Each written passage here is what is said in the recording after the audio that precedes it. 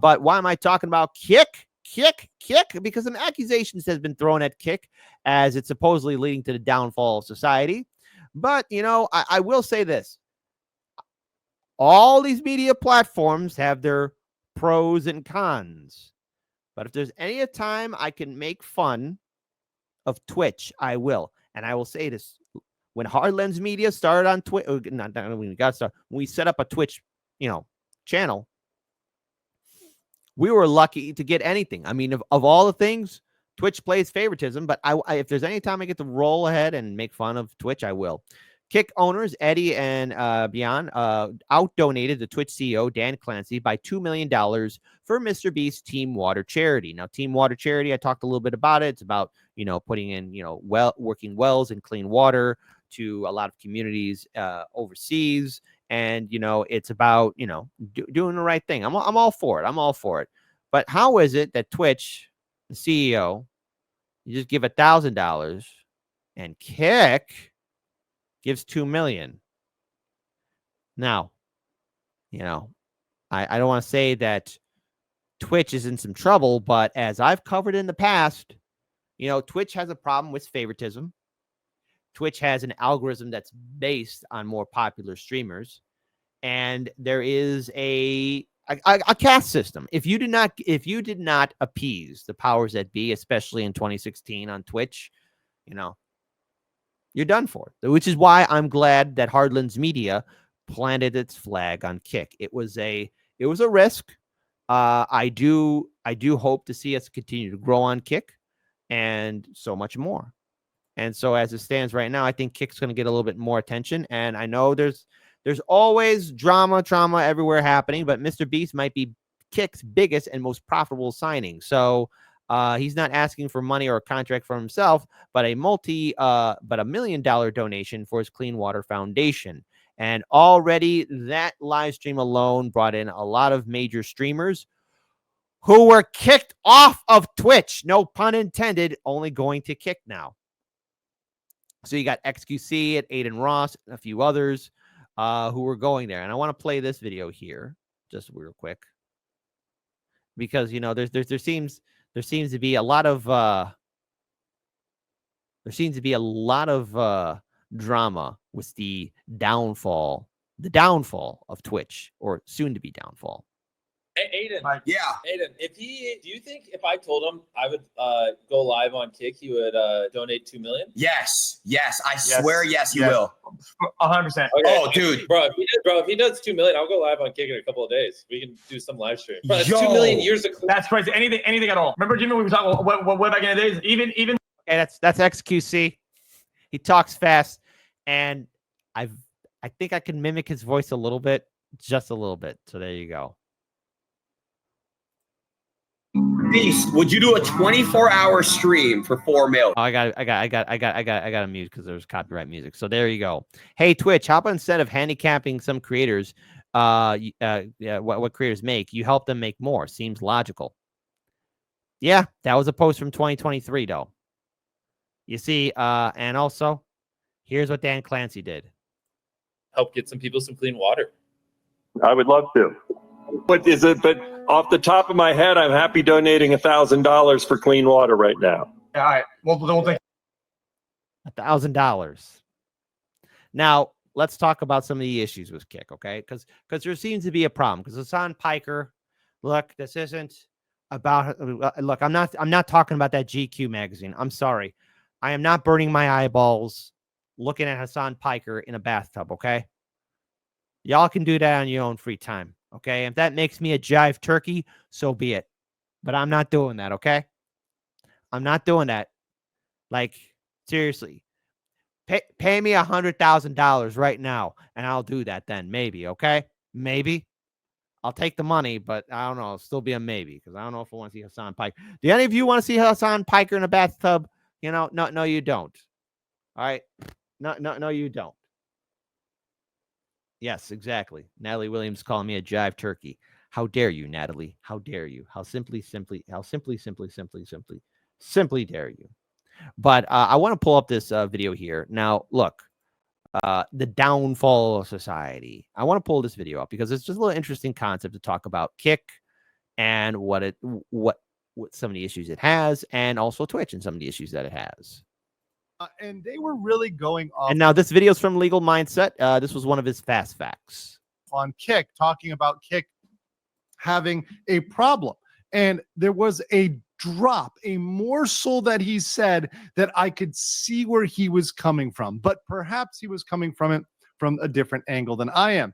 He was saying that because of stake.com and because the funding from stake.com, which is an online, essentially crypto casino, right? Because of that funding, Kick feels fairly resilient from pressure from outside forces. And therefore they allow creators to do things and, pretty much have freedom, which in his opinion, this freedom has created a quote unquote, I don't want to say the word, I don't want to curse, but a bad, let's call it a bad, type of streamer, and that there are streamers on the platform that are absolutely degenerate and horrible, et cetera, et cetera.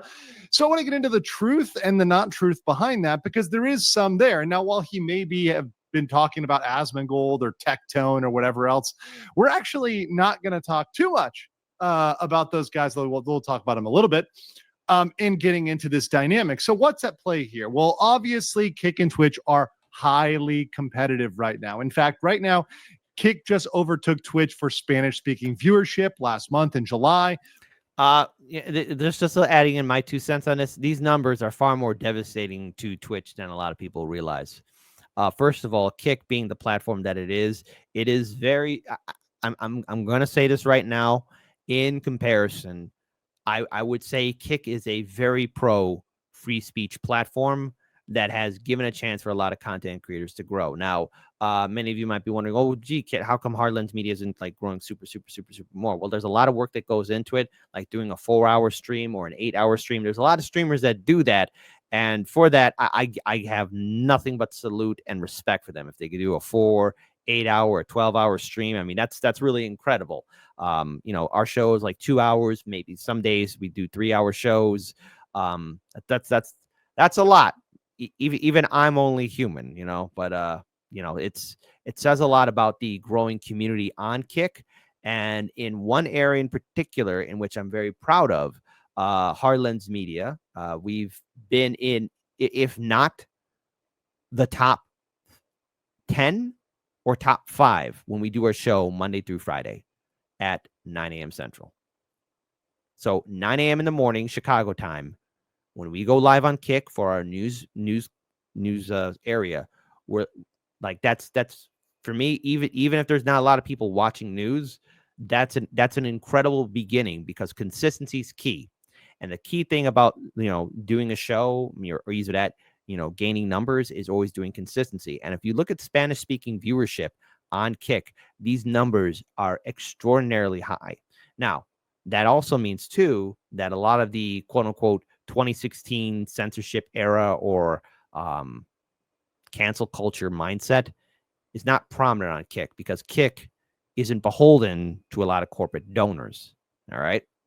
Which obviously made Twitch quite salty. And beyond that, you're seeing some very, very large creators moving to Twitch, including, as we have here, you see Asmongold jumping up. And Dr. Nick, you're asking why MrBeast is there. It's because he might be setting up a Kick platform, and this is a Kick account very soon. Now, the reason why this is a pretty big deal is whether you like it or not, MrBeast is one of the heavyweight champions on YouTube, right?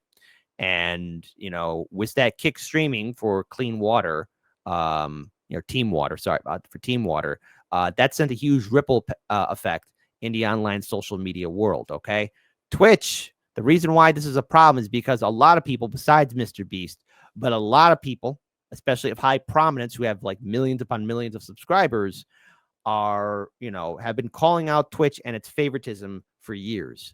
All right. So, I know I'm probably going to get some pushback for this, but this is just an overall general statement. At least from 2016 to 2024, Twitch was a major player. Okay. They had a lot of control. There was their open ground territory, and they had a lot of control in the, doing the in real life streaming. Since the acquisition that Amazon did with it, those numbers are going down. it's not worthy of anything. The streamer chart, and streaming on Kick, obviously, versus Hassan over here crying in fourth place, really looking for that top slot.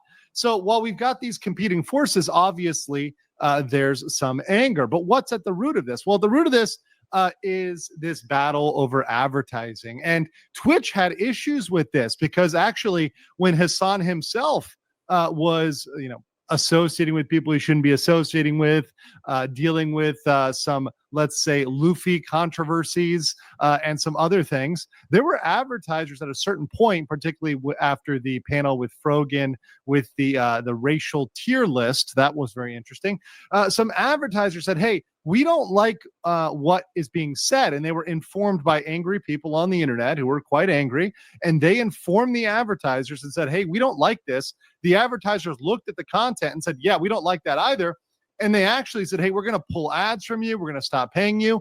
And as with most companies, they really care about the bottom line. They really care about the money. And the real money is between the advertisers in the platform. It's not in the tips. It's not in the donos. It's not in any of that. It's in the big money that the advertisers get the platforms, because the majority of those advertising funds goes to the platform. It does not go to the creator typically. So that's a big, big difference. So obviously when Twitch saw that, they said, hey, we've got to control content here. You guys got to step back. And obviously for Twitch content creators like Hassan, they did not like that. They felt that was unfair, etc., silencing their speech. Well, then you have over here what's happening at stake. Well, at stake, yes, there are people that do not like what Kick creators are saying. Of course, if you are on the internet and you're saying anything, even channels like mine that try to be objective and legal, etc., people are not going to like you. People are going to be mad about what you're saying. But the thing is, Stake really doesn't care. Kick is one of the only platforms that would accept Stake as a advertiser, right? Because the nature of advertising gambling products or anything involving gambling is controversial. Different jurisdictions. Yes. So this is one of the problems. Yes, this is an issue. I'm not going to sugarcoat it, but the benefit, again, is that you have more freedom here. It's less intrusive, less censorship. And before anyone says, oh, how can Kick have association with Stake? Just remember, Twitch, oh, it was knee deep. No pullout with all the online gambling. Okay? Let's see that. And again, the problem, as soon as that left, all what Twitch had left was advertisers.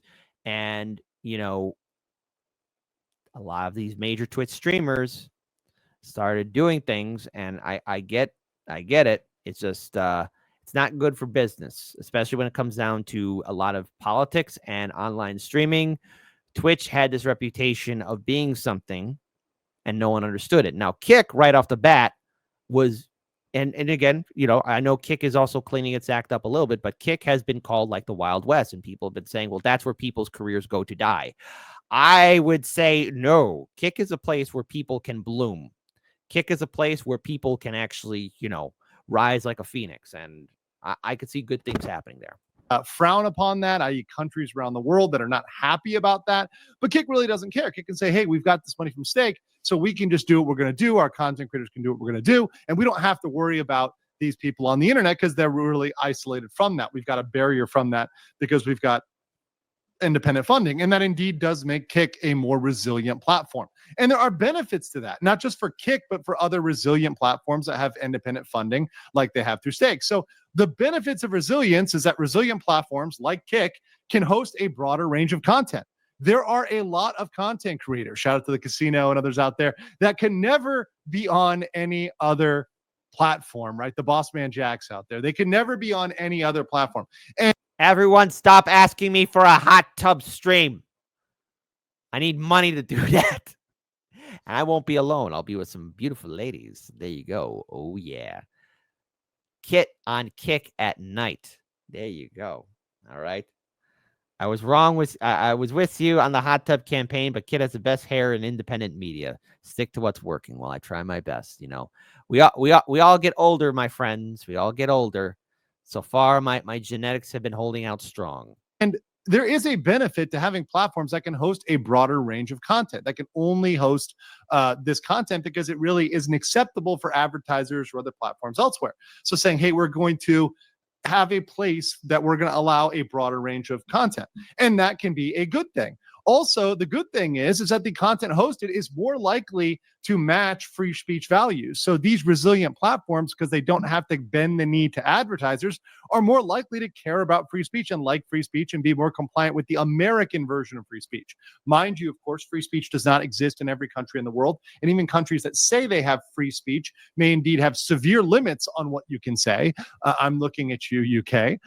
But that said, it is very, very, very good to be in line with that. And I think that is a benefit. I believe in free speech on the internet, and I think that's absolutely valuable.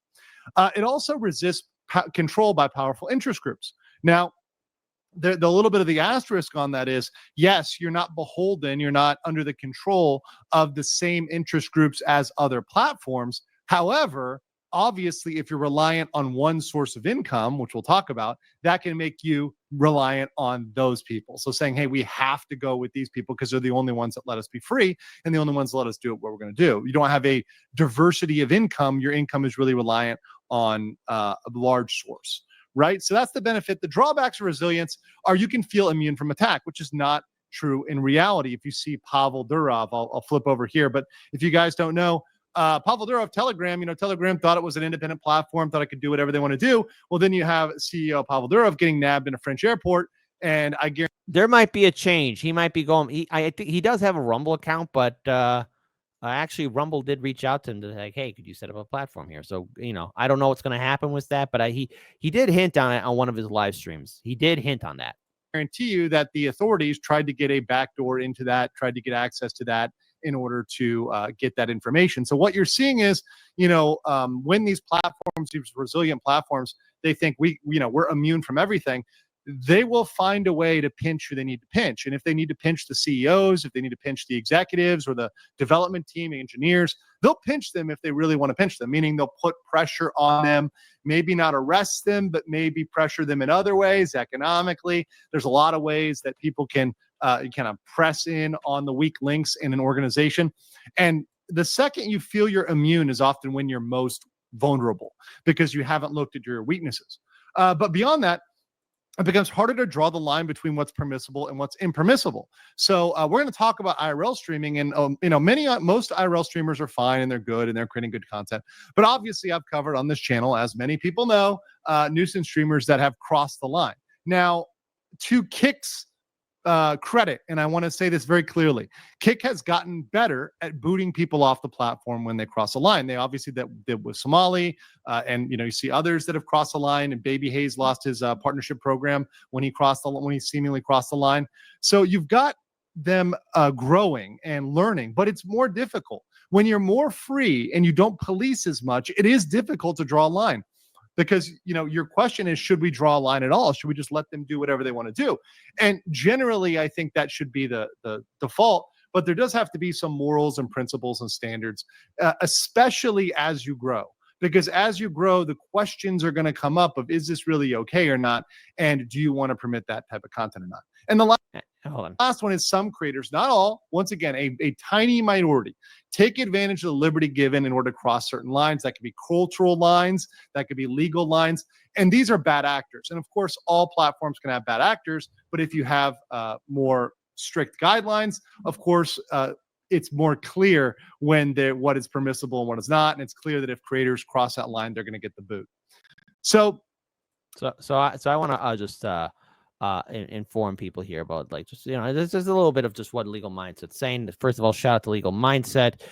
He does a lot of great work. So again, when it comes down to Kick, because listen, I want to do at least one feel good story. Okay, I have to do a feel good story. So the previous other segment here hit my heart a little bit too hard. I don't like it when I have to do that. Okay, but when it comes down to Kick, I am very proud of how we're growing there. And I'm, are there issues? Yeah. And the question of stake and its involvement. But what I've been noticing is that Kick has been diversifying itself, as has stake by proxy, in regards towards how they remain independent and not just owned by corporate advertisers and other corporations. I mean, the amount of growth that they're getting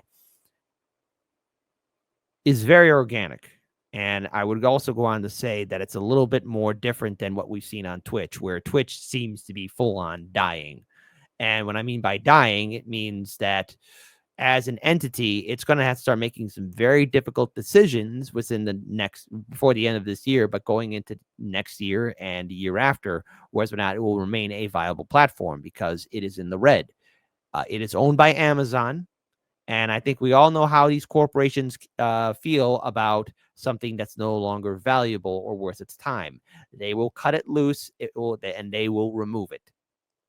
Or either that, do something of which that will downsize Twitch drastically to where, I don't know, which fate is better for Twitch, being 6 feet under where we drop flowers on its graves, or it becomes the husk remain of MySpace. Okay. And that is a very real future that lies in store. And, of course, when you have Hassan saying, oh, no, Kick and Stake are leading to the downfall of society. Well, society's been on a downfall long before Kick or Stake ever became what they are. All right. Like that's a thing. And just as a side note, Hassan, you get millions of views. The algorithm favors you on Twitch.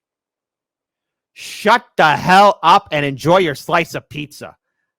Myself and a lot of other content creators be like, seriously, you're crying about Kick. According to Aiden Ross, you were offered a nice little Kick contract, but you wanted more or something of that nature. You wanted something, but it wasn't enough. I don't know. At the end of the day, Kick is good. Kick works. And I think there's a lot of potential on it. And I'm glad that Hardlands Media planted its flag early on to be on the Kick platform. So we'll see what happens. And who knows? Because unlike other streamers, you don't know if they're wearing pants. See, I offer something different than all the other streamers on social media. You see, I'm wearing pants. And as we grow on Kick, there's one thing that's inevitable. First, we get 1 million followers. Then we get that multi-million-dollar Kick deal. Then we get all the money. That was the multi-million-dollar Kick deal. Then we take over the world. And then finally, we get all the women. It'll be a good time. Plus, hey, already I should be getting like thousands of super chats right now. Pants legs. I'm the only streamer you know. However you feel about me, left or right, if you are a player supporter or a player hater, there's one thing you know: Kick Cabello, that jolly good fellow, wears pants. No one can deny. No one can deny. So yeah, there you go. One feel good story, at least for the day.